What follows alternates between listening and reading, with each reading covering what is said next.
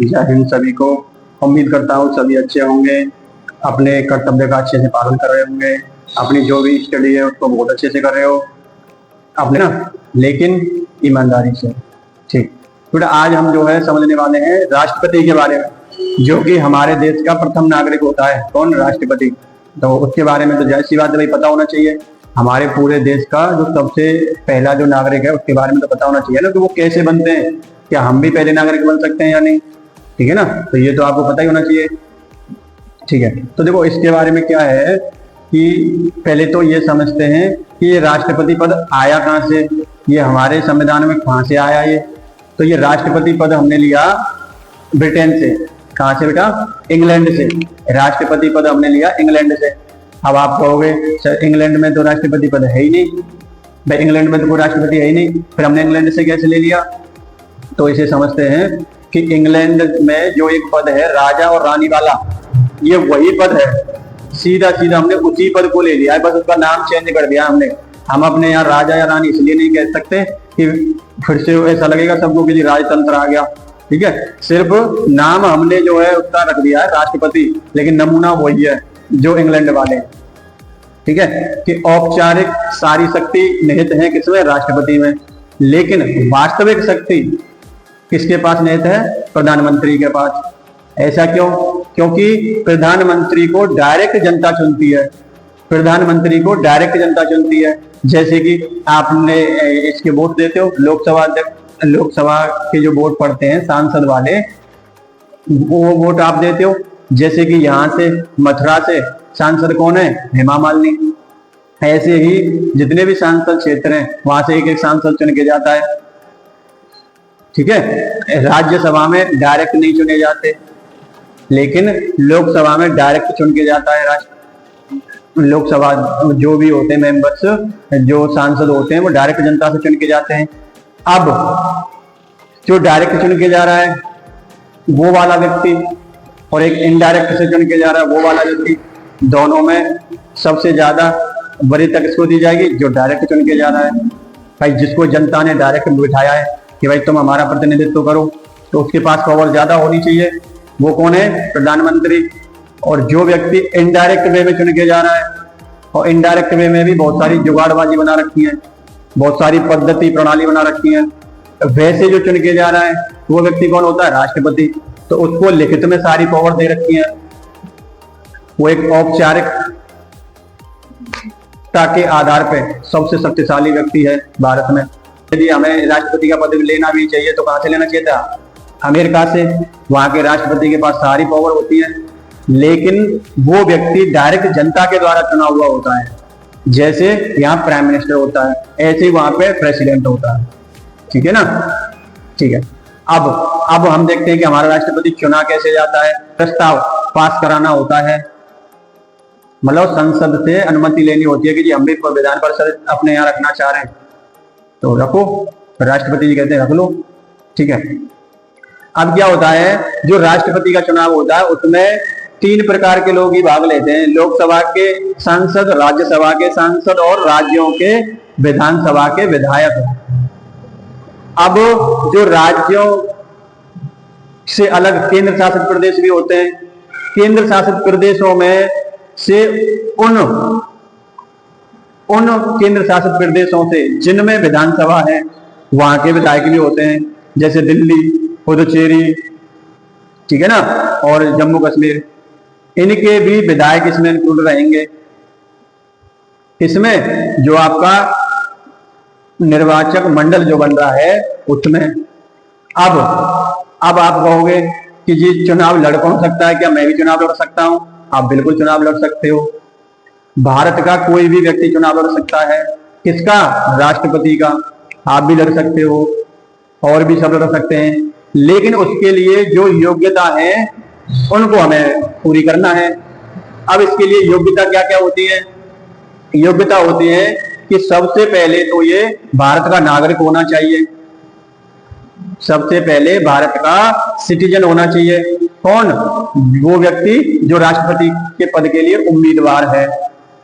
अच्छा, अब next number, उसकी एज जो उम्र है वो मिनिमम 35 वर्ष होनी चाहिए, मतलब 35 साल का से कम उम्र नहीं होनी चाहिए। वो व्यक्ति जो उम्मीदवार है लोकसभा का सदस्य बनने की योग्यता रखता हो, मतलब एक सांसद बनने की उसके पास योग्यता होनी चाहिए। ठीक है। अच्छा, अब वो किसी लाभ के पद पर ना हो। अब बेटा लाभ का पद क्या क्या होता है? एक सफाई कर्मचारी हो और उससे ऊपर हो आरक्षी, उससे ऊपर और भी कोई हो, ये सारे जितने भी सरकारी पोस्ट हैं बड़ी से बड़ी, फिर और भी आगे पूरा कंप्लीट किसी भी विभाग का, ये सब मिलके क्या होते बनते हैं? कार्यपालक, कार्यपालिका के अंडर में आते हैं सभी, और ये सभी लाभ के पद कहलाते हैं। प्लस इनमें से किसी भी पद पर नहीं होना चाहिए, क्योंकि इनका हेड बनता है कौन? राष्ट्रपति। कार्यपालिका का प्रधान कौन होता है? राष्ट्रपति। अब जब कोई सरकारी बंदा है तो वो किसी भी सेना में भी हो सकता है, तो इसका मतलब सारी सेना भी, इन सबका हेड कौन होता है? राष्ट्रपति। ठीक है। तो अच्छा, अब राष्ट्रपति की योग्यता में और क्या क्या होना चाहिए? वो देश का पैसा लेके या किसी बैंक करप्ट नहीं होना चाहिए, जिसको बोलते हैं दिवालिया। पागल नहीं होना चाहिए, जैसे दिवालिया में वो आ जाते हैं नीरव मोदी है, विजय माल्या है, ये जितने लोग देश छोड़ के भाग गए देश का पैसा लेके, तो देश ने इनको जो है दिवालिया घोषित कर दिया है, बैंक करप्ट। ठीक है, वो लोग नहीं लड़ सकते राष्ट्रपति का चुनाव।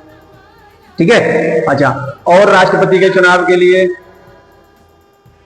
अच्छा आप चलो देखते हैं आगे कि राष्ट्रपति जो है का चुनाव, जो ये इलेक्टोरल कॉलेज है, जो निर्वाचक मंडल है, वो किस तरीके से काम करता है।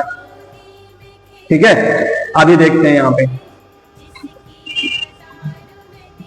अब जैसे देखो विधान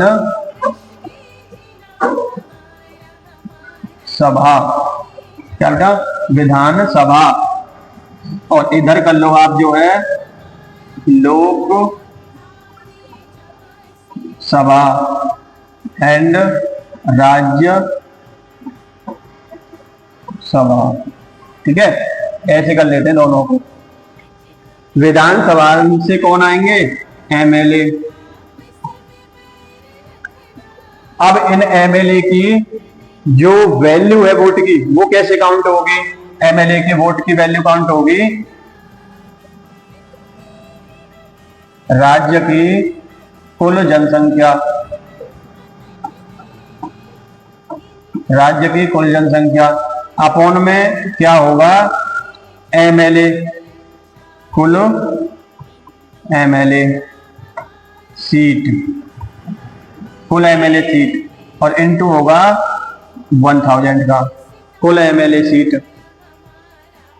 ठीक है, इसको सॉल्व करने पे जो भी आएगा वो, जैसे कि मैं उत्तर प्रदेश का बता देता हूं आपको, तो यूपी का जो निकल के आता है वो आता है 206, मतलब लगभग में पॉइंट को छोड़ देते हैं। ठीक है, 206 पॉइंट की वैल्यू आती है, मतलब एक विधायक की अपने वोट की, एक वोट की वैल्यू है 206।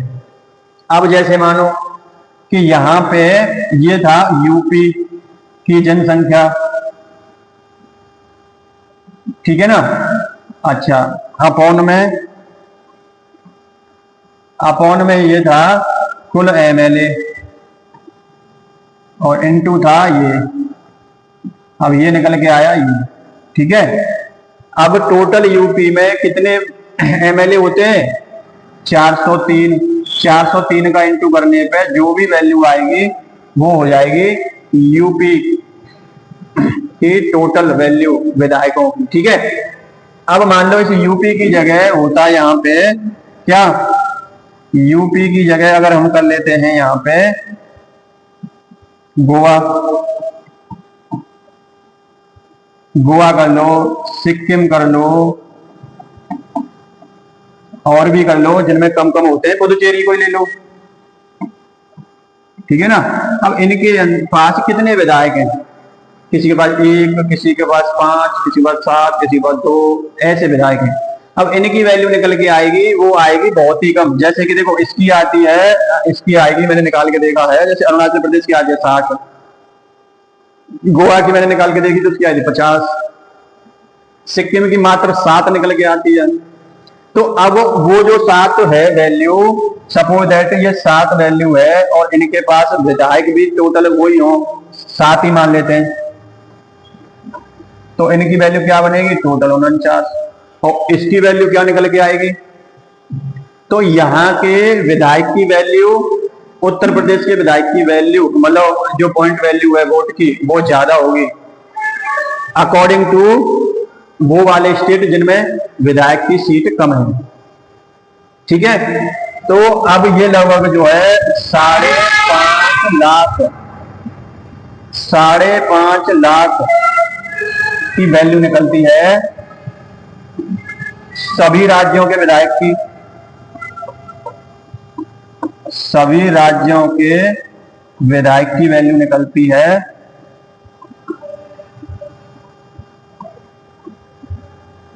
सभी राज्यों के एमएलए की वैल्यू 5.5 लाख के करीब निकलती है, 4,49,000 कुछ। ठीक है, मतलब 5.5 लाख एक पॉइंट मिल रहा है विधानसभा को।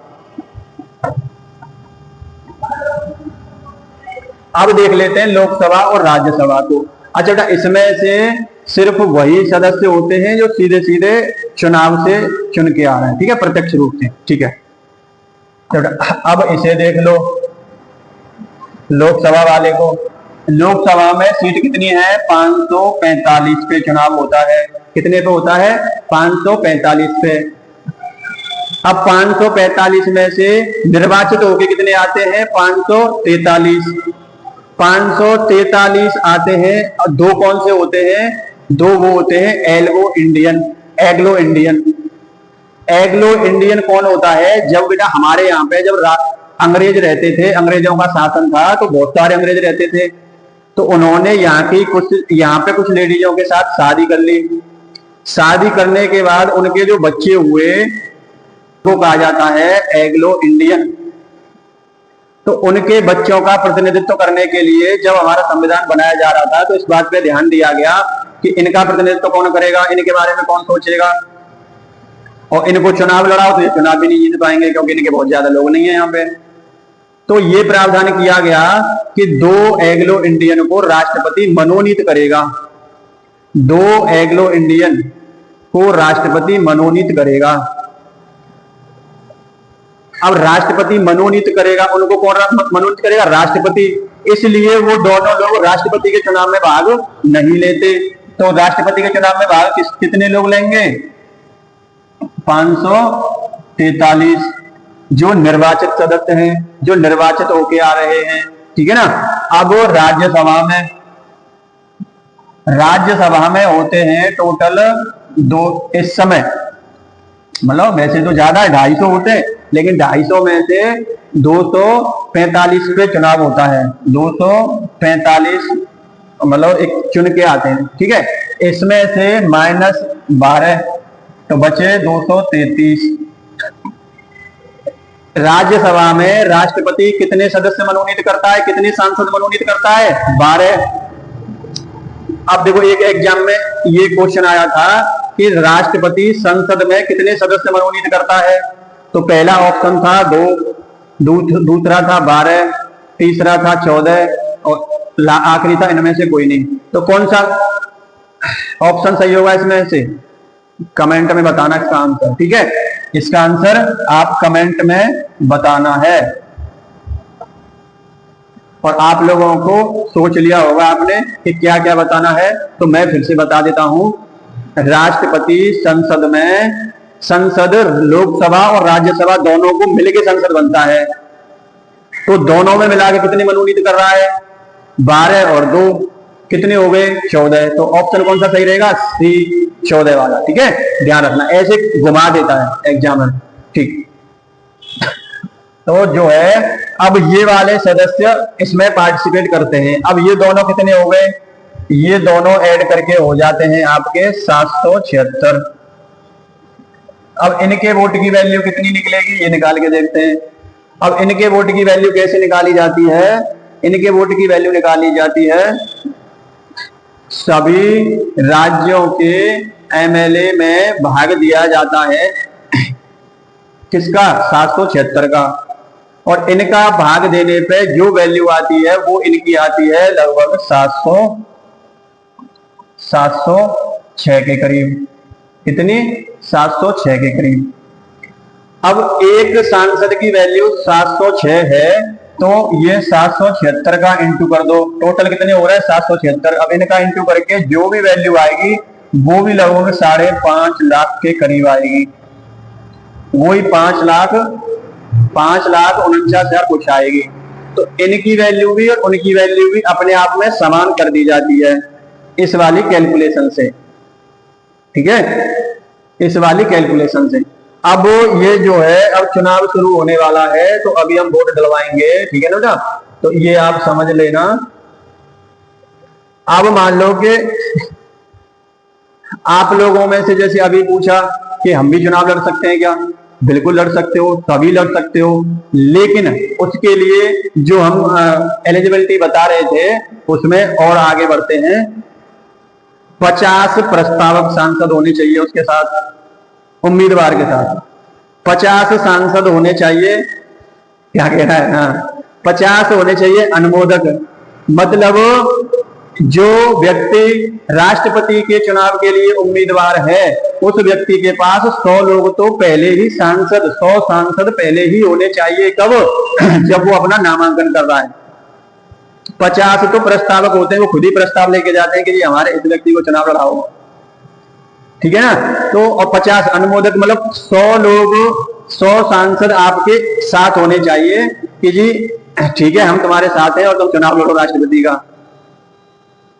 और तुम लोगों को क्या है हमारे यहाँ व्यवस्था कि 100 सांसद तो छोड़ो, एक सांसद वो भी तुम्हारे ही क्षेत्र का सांसद हो, उसके यहाँ मिलने तक जाने में दिक्कत है, उससे मिल भी नहीं सकते। ऐसी व्यवस्था बना रखी है कि उसके मिलने के लिए ही काफी स्ट्रगल करना पड़ेगा मात्र। तो ये आप समझ चुके हो कि आप लोग राष्ट्रपति का चुनाव लड़ सकते हो या नहीं। लड़ तो सकते हो, लेकिन उसमें क्या करना है, स्ट्रगल कितना है, ये आप समझ चुके होंगे कि कौन कौन लड़ रहा है इस बार। ठीक है? अच्छा, अब बेटा क्या बनता है? निर्वाचक मंडल। अब बन गया निर्वाचक मंडल। अब इस निर्वाचक मंडल में जो है राज्यों के भी सभी एमएलए प्लस उनकी वैल्यू और केंद्र के भी सभी एमपी प्लस उनकी वैल्यू, ये है निर्वाचक मंडल के पास। अब निर्वाचक मंडल के पास जो है 4 लोग पहुंच गए, चलो 4 तो ज्यादा हो जाएगा, 3 लोग पहुंच गए, जैसे इस बार 2 लोग थे। ठीक है? तो वो 3 लोग पहुंच गए कि जी हम चुनाव लड़ेंगे ABC। अब इनका चुनाव कैसे होगा? अब आप देखिए, अब ये जितने भी लोग हैं, ठीक है ना, कितने 776 ये और 4000 प्लस वो, ठीक है ना, तो ये हो जाते हैं आपके 4809 के करीब। ठीक है ना? 4809, लगभग आप मानो 5000 राउंड फिगर में। तो इतने लोग जो है, जो भी जितने भी एमएलए, ठीक है ना, 4500 से ऊपर, और जितने भी एमपी कितने हो रहे हैं 776, ये सभी मिलके अब एक एक करके आ रहा है वोट डालने। अब एक बंदा यहाँ पे आ गया, उसने सोचा यार सी तो ठीक नहीं है लेकिन बी बंदा ठीक है, तो बी को दे दिया उसने 1 पॉइंट। उसने सोचा सी भी कहीं तक ठीक है, सी को दे दिया दूसरा पॉइंट, लेकिन इसके लिए बी ए बिल्कुल भी ठीक नहीं है, फिर भी इसे ए को भी देना है।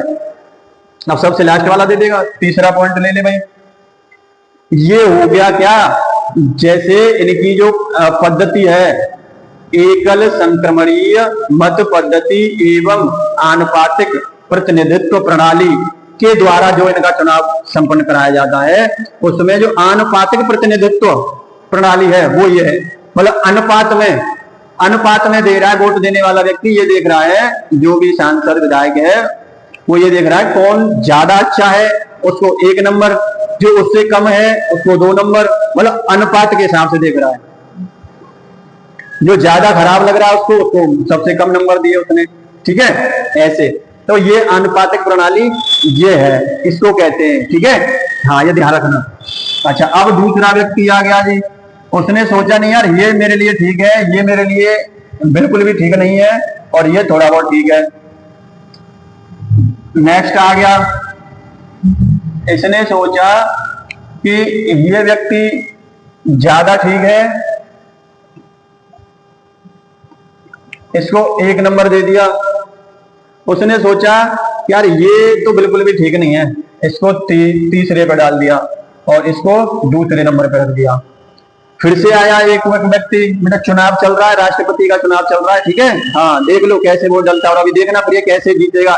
जो एकल संक्रमणीय है ना, वो भी निकलेगी अभी। अब इसने सोचा, जो नेक्स्ट आया है कि भाई ये व्यक्ति ठीक है, ये नॉर्मल है, ये बिल्कुल भी ठीक नहीं है।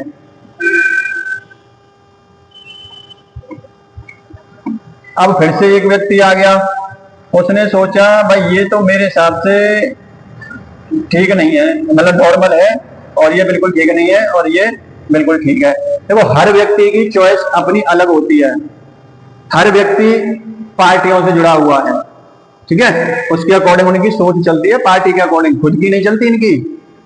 देखो, राष्ट्रपति का पद, हमारे यहाँ राष्ट्रपति कोई व्यक्ति कई बार बन सकता है, फिर भी हमारे यहाँ एकमात्र राष्ट्रपति ऐसे हुए थे जो 2 बार बने थे। कौन? कमेंट बॉक्स में बताओ। Doctor Rajendra Prasad, doctor Rajendra Prasad. उनके बाद कोई भी व्यक्ति 1 से अधिक बार राष्ट्रपति नहीं बना। क्यों नहीं बना? क्योंकि अब ये एक राजनीतिक पद बन गया है। जिस पार्टी की सरकार होती है वह अपना नुमाइंदा बिठा देती है,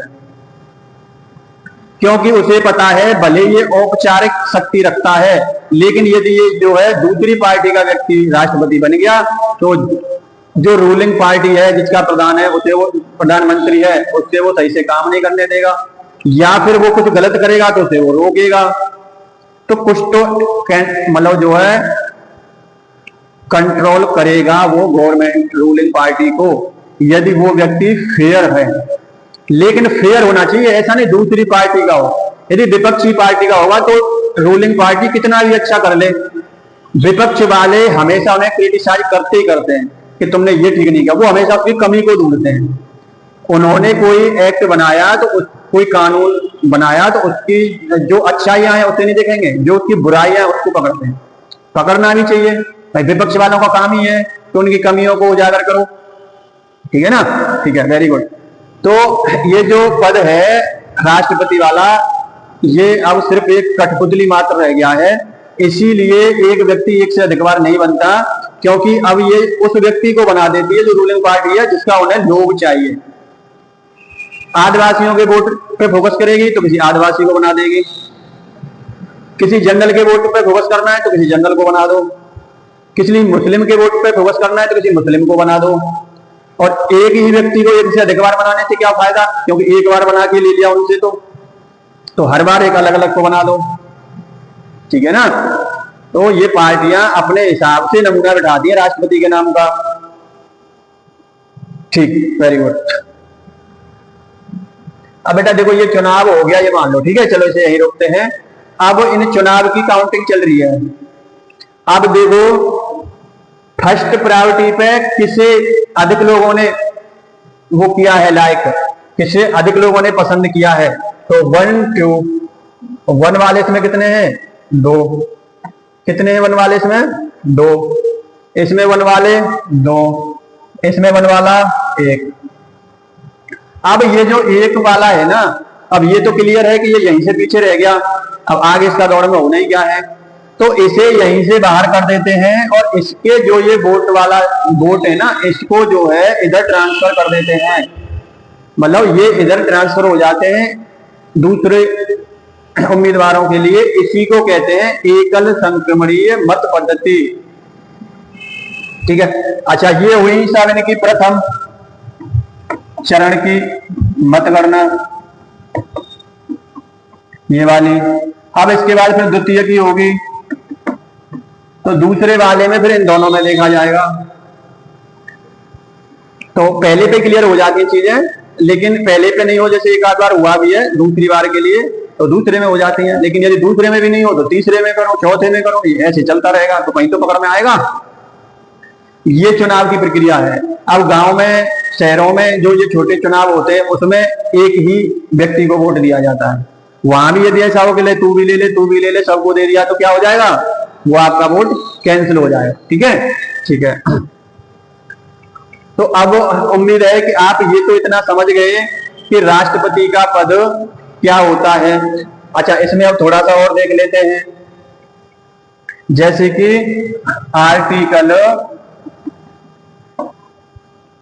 52 से 62 तक राष्ट्रपति के बारे में उल्लेख किया गया है आर्टिकल। ठीक है, तो अब ये भाग देख लेते हैं कौन सा। जैसे कि देखो, भाग 1,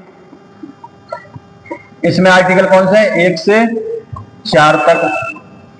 भाग 2, इसमें आर्टिकल है 5 से 11 तक।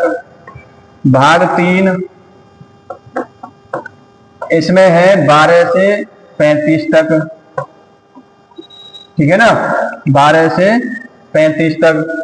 भाग 4, इसमें है 36 से 51 तक। और भाग 5, इसमें है 52 से